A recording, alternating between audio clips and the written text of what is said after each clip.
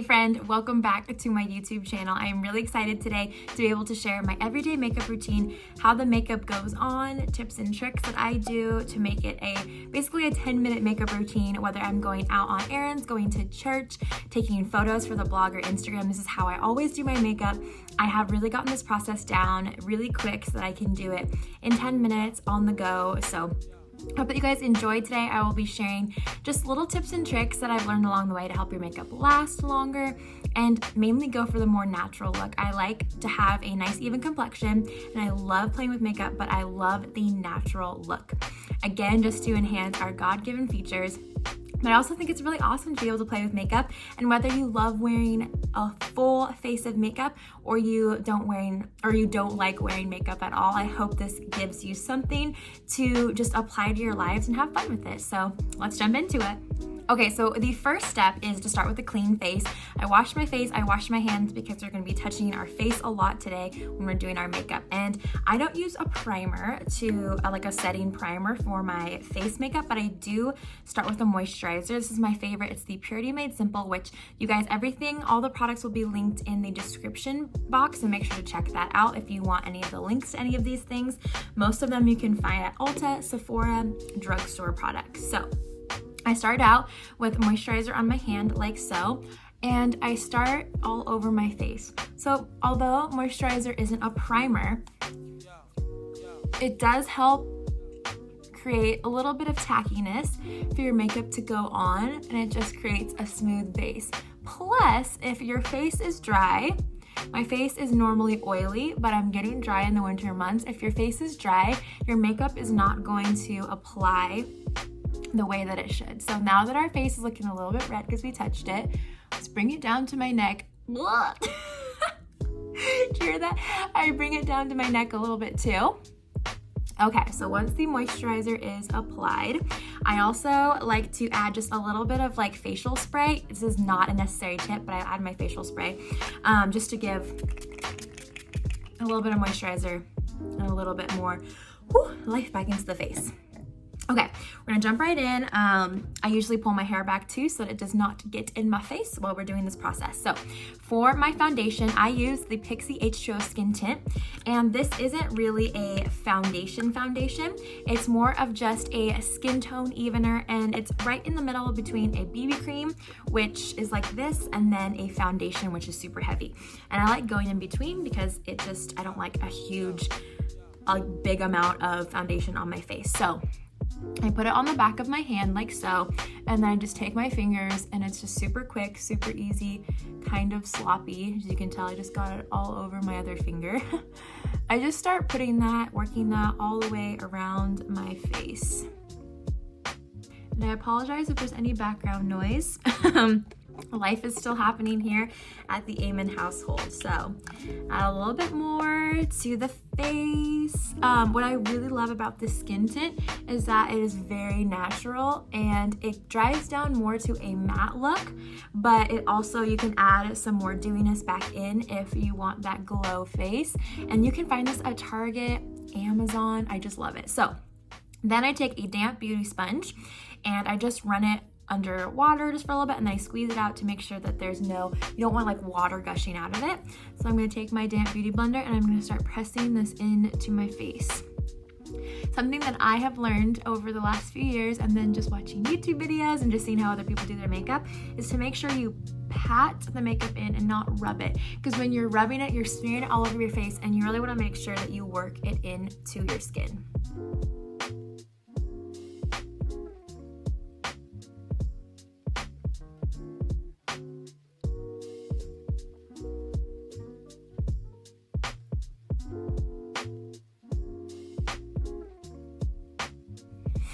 Do you like my little ratchet mirror that's all destroyed? Okay, so the skin is buffed out. We have all of that tint on. And then what I go ahead and do next is I take my concealer, and I have two different shades of the Maybelline Fit Me concealer.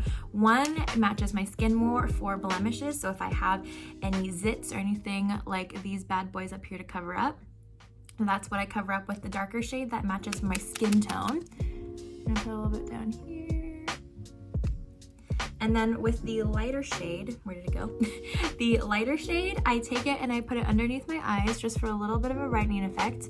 And then I put it on top of my eyelids because I use eyeshadow, so that's gonna be priming the eyelids. And then with the same method, you're just going to work it into the skin.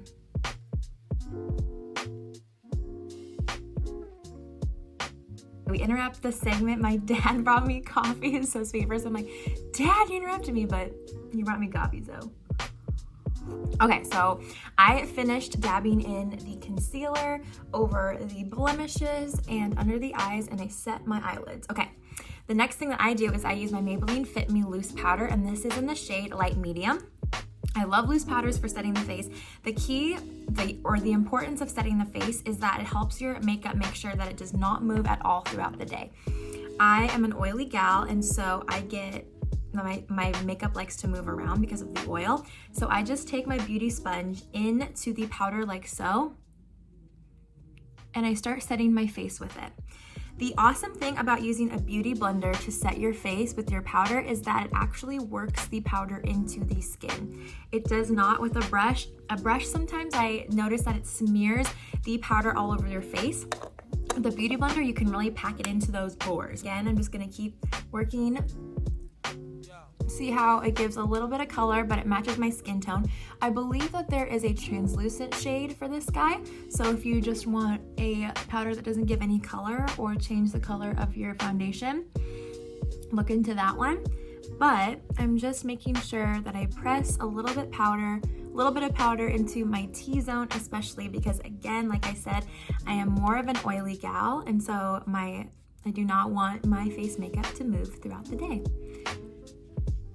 We're also going to set the eyelids because without setting the eyelids, our eyeshadow will most likely budge and not blend.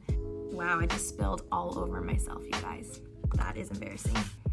So we're just gonna make sure that everything is set and that there are no weird powder lines all over our face.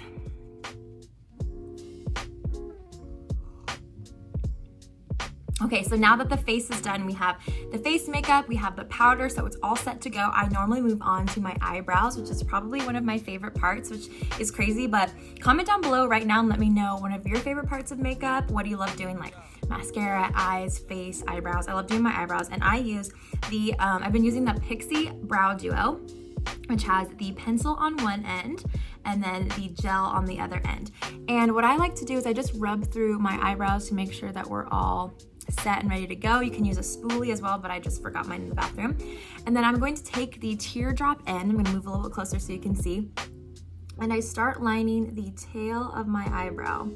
I have naturally pretty full eyebrows, but I have a few sparse areas right here and then also right here. So I'm going to make sure that I fill them in. I just drag it underneath and make a little bit line. See how I filled that in with a slight little line, and then I'm going to do up brush strokes to fill in the front.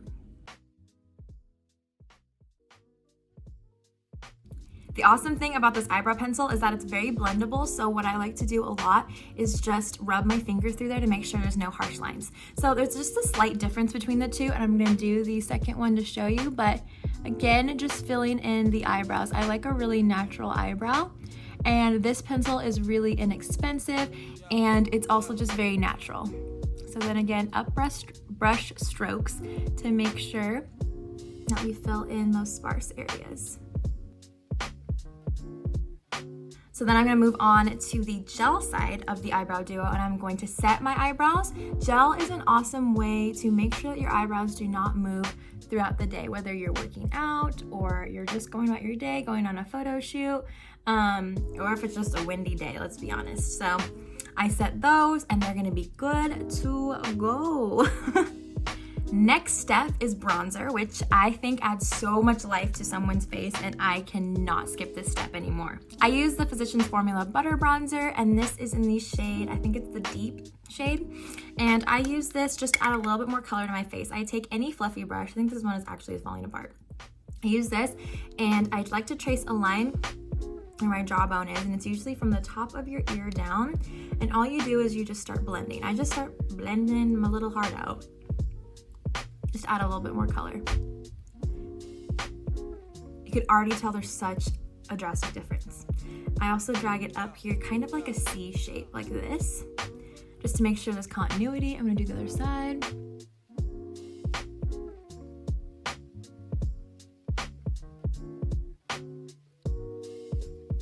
I also blend up on the temples and my forehead just to make sure that it doesn't just look like a harsh line here. I also sometimes drag it down to my jawbone so that there is, again, continuity. Everything looks blended. I don't do any harsh contours. Sometimes it looks sloppy, but I just want to add some more life to my face. And when you smile, you can already tell that there's so much more dimension added to the face. All right, now we're gonna move on to eyes. I do eyeshadow and mascara for basically any day. And again, this goes really quickly. I'm going to be using the ColourPop eyeshadow palette. I believe this is a double entendre palette. I got it for Christmas, and it has just the most beautiful neutral shades in it. I love the browns, the tans, the shimmers, because that's basically what I use on my eyes every day, and it's perfect for traveling. So with a fluffy blending brush, I'm going to be linking my favorite brush set down below because I found it on Amazon for Christmas, and it has, I think, 15 pieces. It's very inexpensive, and so far the quality is so good. They have like an awesome wood handle. I am going to be taking a mix of this shade and this shade. I really just mix a lot of the shades in the palette. And then I'm going to start to blend this all on the entire eye.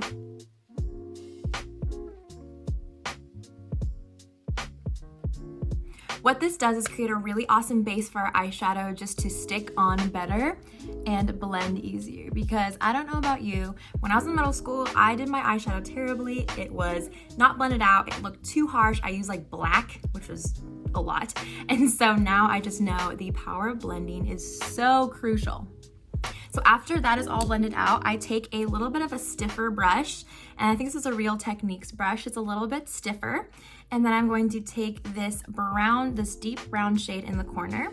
And this is where I take and manipulate my eye to make it have a crease. Because as you can tell, I do not have a crease in my eye. I have a monolid. A lot of Asians have a monolid. This is just how I do it because I want to make it look like I have a crease. What I'm going to do is I'm going to take that brown and I'm going to drag it along the second half of my eye. And then I'm going to bring it up slightly to my eyebrow and pull it into the first half of my eye. So see how it's already creating more of a shadow, and it almost looks like I have a crease. You're just gonna keep blending that in. I just wanna bring dimension to the eye and then make sure that it's lifting my eye in the process.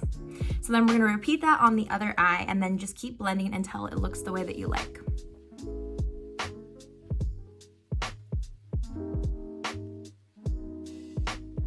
Then I move on to doing my lower lash line, which I take a darker shade in the palette right here, but you can also take the same brown shade. I just like to keep pretty close to this color up here.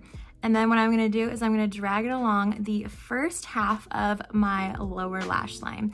I don't wanna drag it all the way into the inside because I personally feel like it closes my eyes up, but on different eye shapes, it does different things. So you do you, whatever works great for your eye.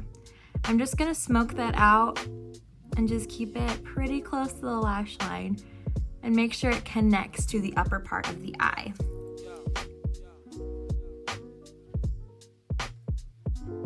What I do next is I curl my lashes next to prepare for mascara, because sometimes when I curl my lashes, if I put a sparkle right here, which I do a shimmer right here, it sometimes takes away the shimmer when I curl my eyelashes, so I'm gonna do that.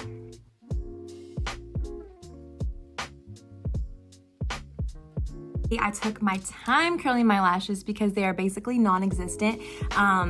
A lot of Asians don't have that long of eyelashes, so I have to work and manipulate them to be somewhat curly. So the next thing I'm gonna do is I'm actually going to go in with my shimmer now that my eyelashes are curled. So I normally transition, but I usually use this guy, or this guy, or sometimes I even mix all three. So I'm gonna use the lighter one down here and then this one up here and just mix them a bit. Then what I'm gonna do is I'm going to close my eyes slightly and then I'm going to just pat it on the inner half of my eye. So we work the darker color on the outside, but we're gonna pat the brighter color on the inside to bring more light and attention to the inner corner of the eye.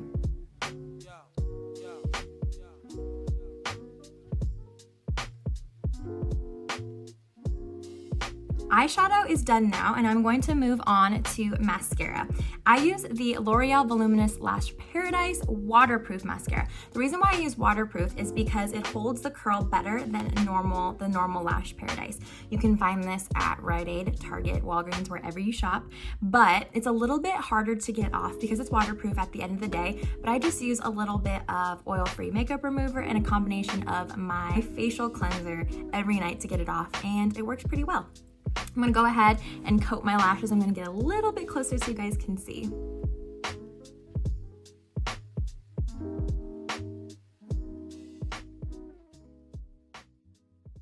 Mascara is done, and although I do not have the most beautiful eyelashes, they are very short and they are not very voluminous, I do love to put mascara on because it does add a little bit of dimension to the face. This might have seemed like a longer video, but it actually only takes me 10 minutes in real life when I'm not chit-chatting with you guys, but I love it. So I am going to finish off by taking my Pixie palette, highlighting palette. This is the most beautiful thing in the entire world. The top 3 shades are beautiful. They're all mixable, so you can like kind of customize them to your own skin. I usually use the bottom 2, a mix of the bottom 2 squares, and then sometimes the deeper shade. You can also use these guys for eyeshadow, which is really fun. So I'm gonna take a fan brush. I'm gonna take a mix of the bottom 2. I'm going to just drag it right here along the top of my cheekbone, just basically above the bronzer that we put on earlier.